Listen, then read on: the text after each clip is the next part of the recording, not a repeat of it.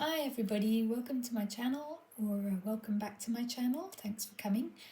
So today I'm quite excited about this video. I want to talk about tarot and art. My first degree was an art degree. I'm a professional academic, but my first degree was in fine art at Nottingham Trent University. And I did photography and printmaking mainly as my practice.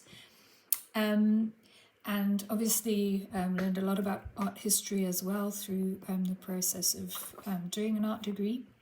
So the period that I loved the most was the transition period into modern art movements. So Impressionism and Cubism, those kinds of periods of art practice, and what led to those transitions as well.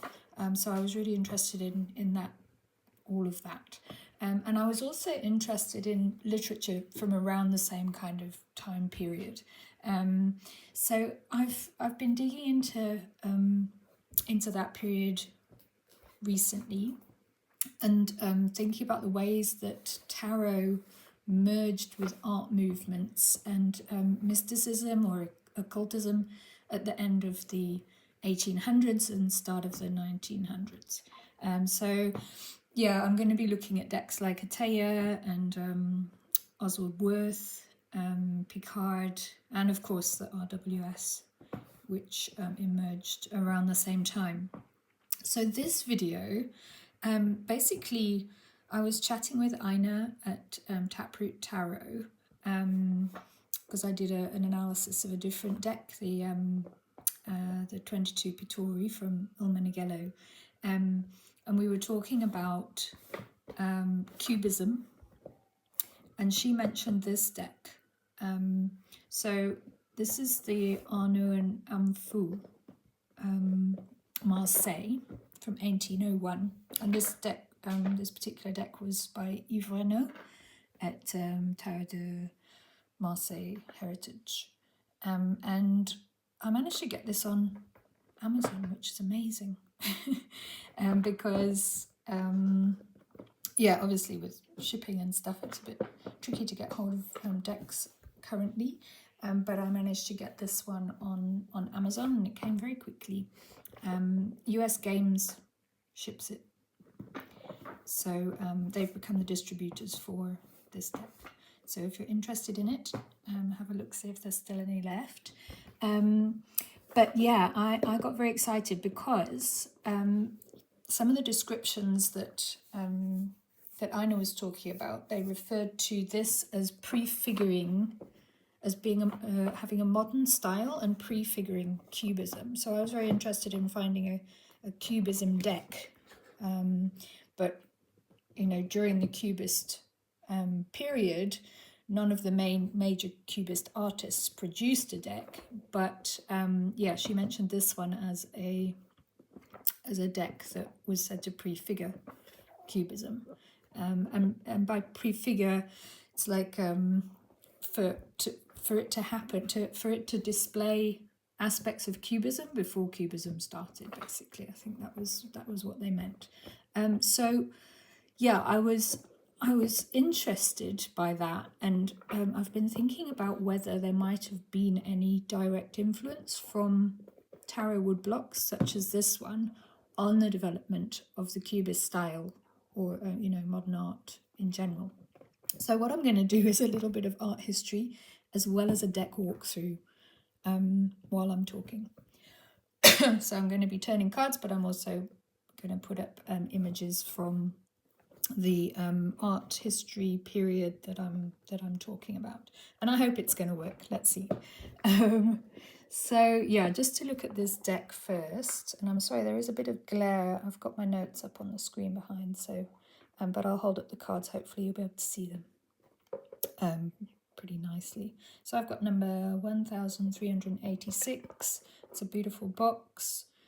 So it says edition based on a copy of private collection of one of the rare ancient tarots, preserved complete creation, printed in Marseille. It's a post-revolutionary deck, and it's characterized by the mention of an X, as in anno and like year X, year 10, affixed on the 11 of coin, on the 2 of coins. And yeah, so that is dating according to the French Revolutionary calendar. So that's something quite unique about this deck. It's got other things that are interesting. So all of the cards have the name Arnoux Amphoux on. So somebody mentioned that it was sort of a early example of copywriting on tarot cards, interestingly. So there's a little bit more information here.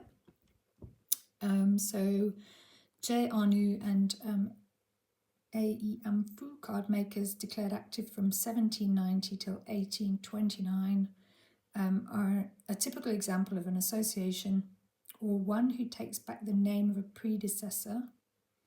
Not quite sure what that means. Either weakening financially, too old, or dead. So these master card makers realize the present tarot in their city, Marseille, leaving to posterity one of the rare ancient tarots preserved complete. So they're just basically saying that they started to produce one of the ancient tarots. Very well preserved with its clean-cut graphics. It possessed some modern aspect, and that's what was mentioned in some of the online descriptions, that the modern aspect prefigured cubism, and I'll show you the images in the deck. And it's characterized by the year 10 mention, a date defined according to the revolutionary calendar. It was created during the French Revolution and used from 1792 to 1806 to commemorate the end of the monarchy. Okay, and so the edition is based on a copy of private collection designed by Yves Arnoux and Wilfried Houdouin in 2018. Okay, and then there's, I think that's a French version of the same text. So yeah, I'm going to start doing a bit of a flick through, and I'm going to talk a bit about some of the interesting things. Okay, so cubism was a movement in European art which emerged around 1907, and the main period of cubism lasted till about 1914, but obviously, people have continued to use that style. Let's just do it like that. And the two most important figures, really, when we talk about cubism, Georges Braque, and I'm not going to talk about him so much in this video, because he was mainly into analytic cubism, sort of analytical version of cubism, and he focused on like technical geometry and painting. And the other person was Pablo Picasso, who of course is insanely famous. And those two painters were in turn influenced by a range of painters and art styles, obviously. But particularly in the development of cubism, they were particularly influenced by two painters called Paul Cézanne and Henri Matisse. And I think they were both French. Pablo Picasso was Spanish, and Georges Braque was French, I believe. So Paul Cézanne was also influenced by a range of artists. He was really into the old masters as well as sort of other modern art movements, and he apparently used to refer to collections in the Louvre regularly. He played with perspectives, so I'm going to put up a picture of his painting called The Bathers, a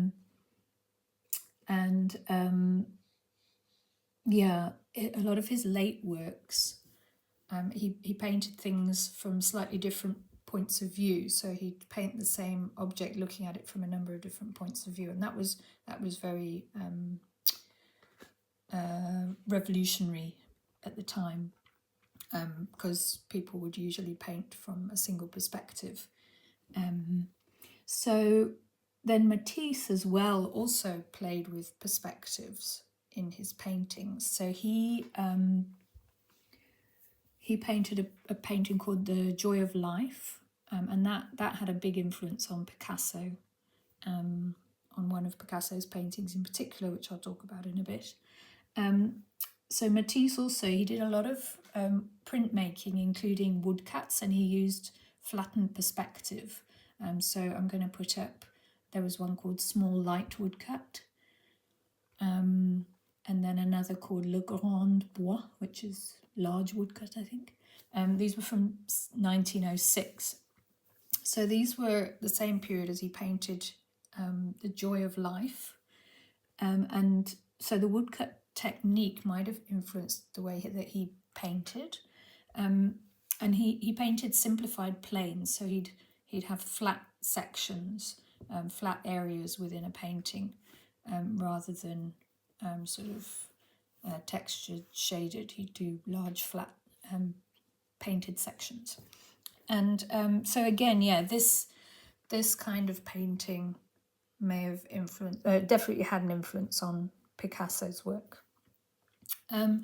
But Picasso himself, so obviously he was influenced by these painters, but I think maybe he's the key when we're talking about whether or not the tarot had anything to do with the development of cubism and in turn modern art, basically.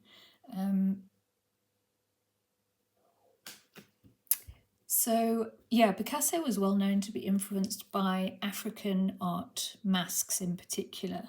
So apparently he went to an exhibition of African masks in 1907 in Paris, and he incorporated aspects of African art mask kind of designs into his painting.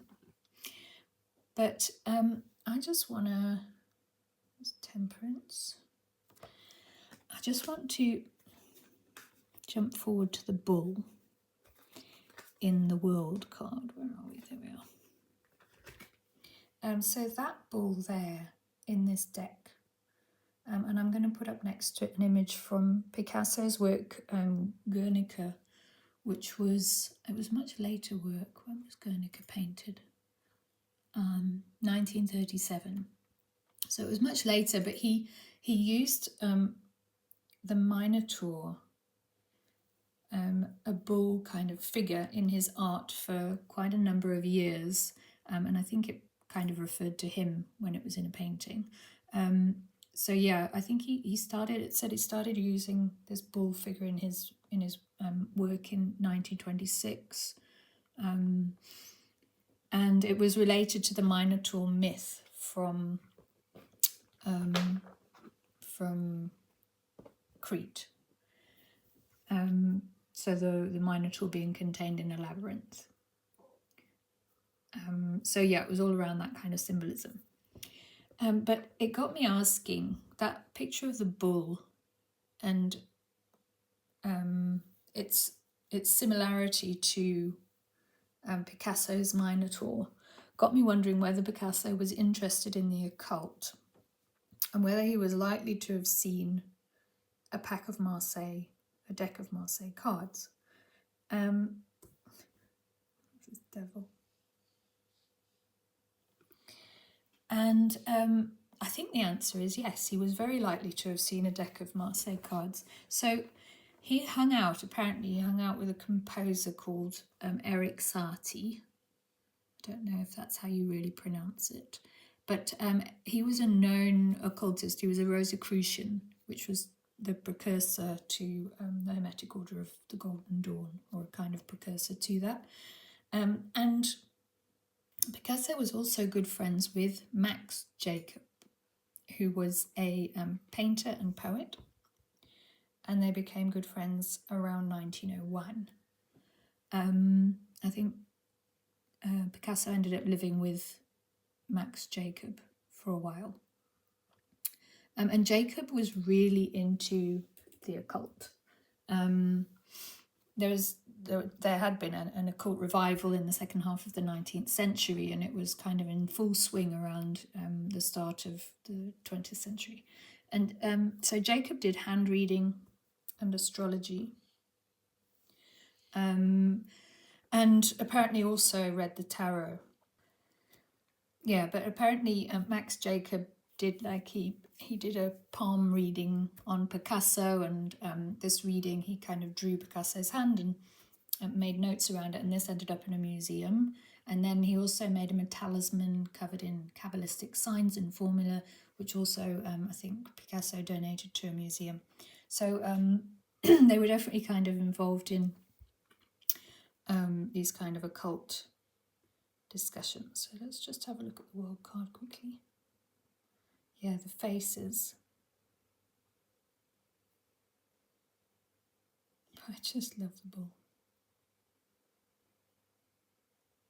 It's that kind of flattening of the perspectives, and one eye is kind of shifted sideways, and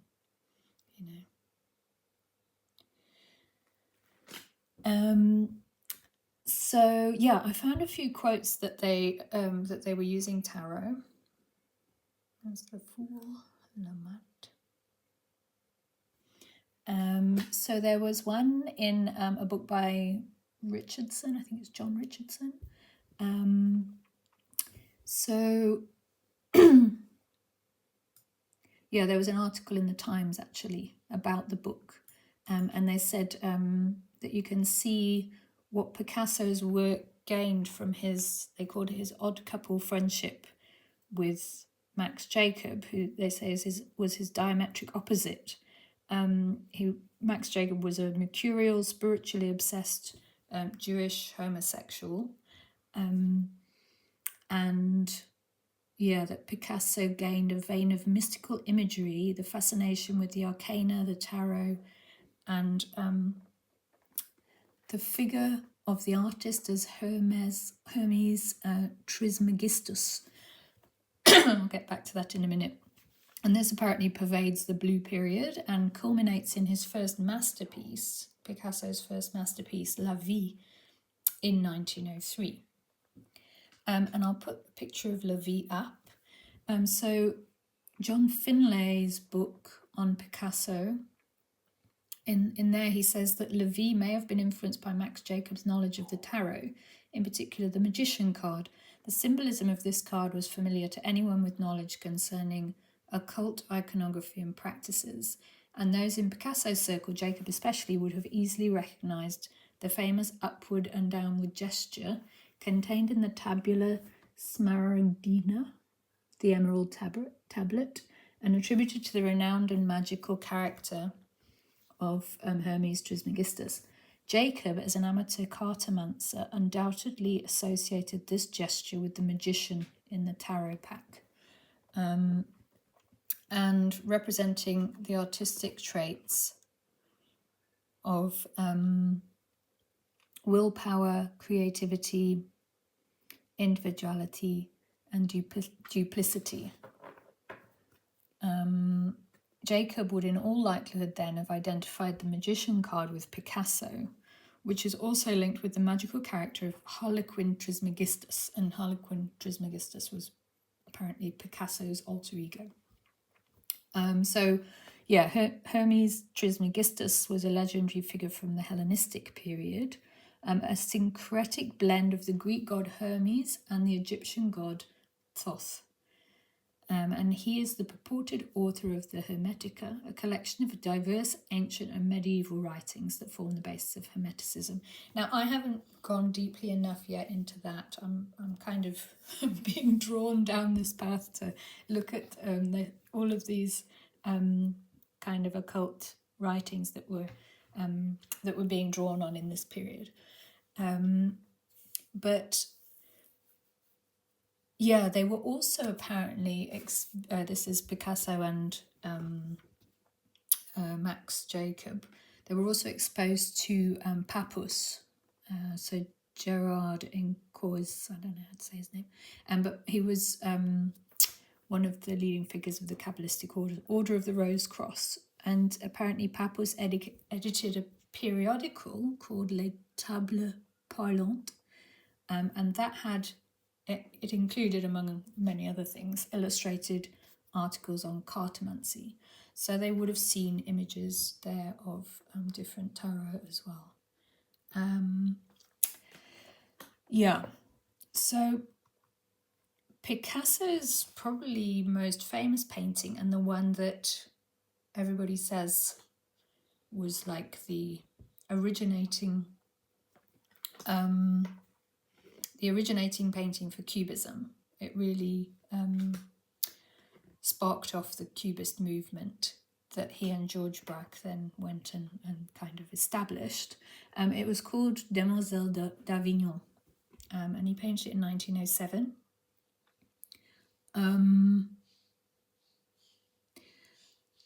And I'll put up a picture of it now. So you can see on the left there's a sort of quasi-Egyptian lady, and on the right, the figure there, the facial features are supposed to relate to the African masks that he'd viewed in Paris that same year.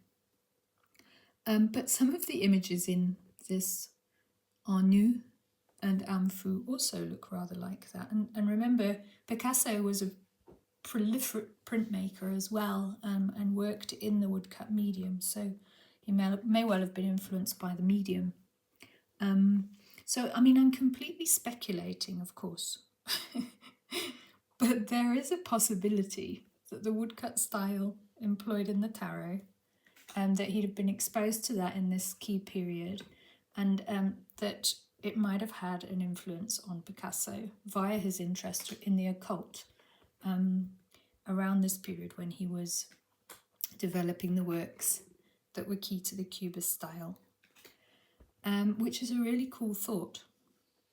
And remember, I mean, Picasso was Spanish, but he painted Demoiselle d'Avignon in his studio in Paris.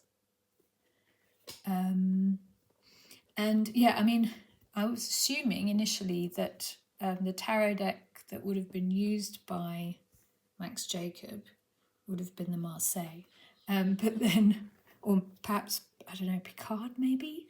And the RWS, of course, was only created in 1909, so it wasn't around in 1901. But then I Googled what tarot deck was being used in France in 1900, and apparently people were primarily using the Tarot Nouveau, which has totally different images. But it was mainly, I think, for playing card games rather than divination. So I'm going to assume that Max Jacob would have had a Tarot de Marseille, and I'm going to let my analysis stand. So yeah, Cubism was an extremely influential art movement. You know, it led to people like Marc Chagall and Paul Klee. I'm going to put up one of Marc Chagall's images, actually. I was looking at it the other day because everybody was chatting about AI in a deck and people with extra fingers. And Marc Chagall, of course, painted a portrait with 7 fingers. I can't remember the year of that. I'll put it up. But yeah, I was going to make a funny comment about that. Anyway, and then also, yeah, Paul Klee, one of my favourite artists. So a lot of amazing artists came out of the Cubism movement, and it led to other art movements like Expressionism, Abstract Expressionism, Surrealism, and so on. And it's nice to think that a little pack of Marseille cards might have had a hand in all of that, if you'll let my wild speculation stand. So I'm just going to finish going through the cards.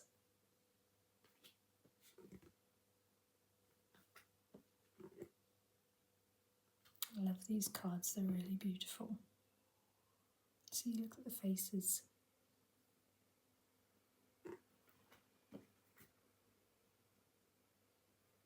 I mean, of course, they're very similar to faces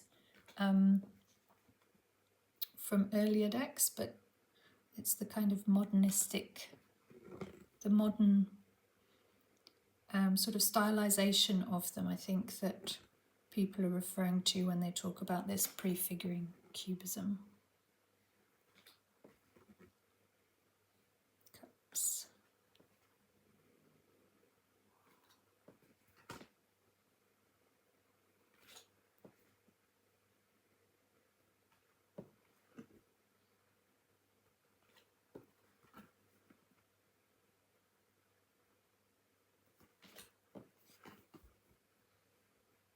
Colours are lovely.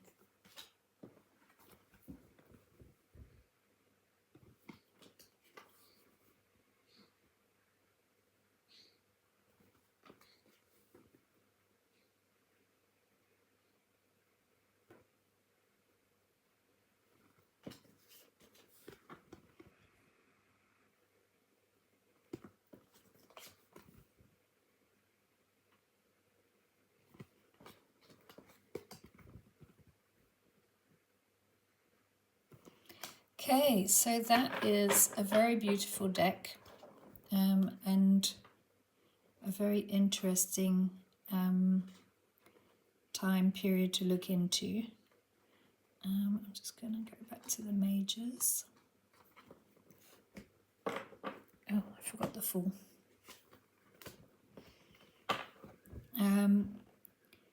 Yeah, and thanks to Ina for pointing out this deck, and thanks to everyone who watched this far. Just going to leave you with that bull because I absolutely love him. So let me know what you think in the comments, and yeah, thanks for watching, everybody.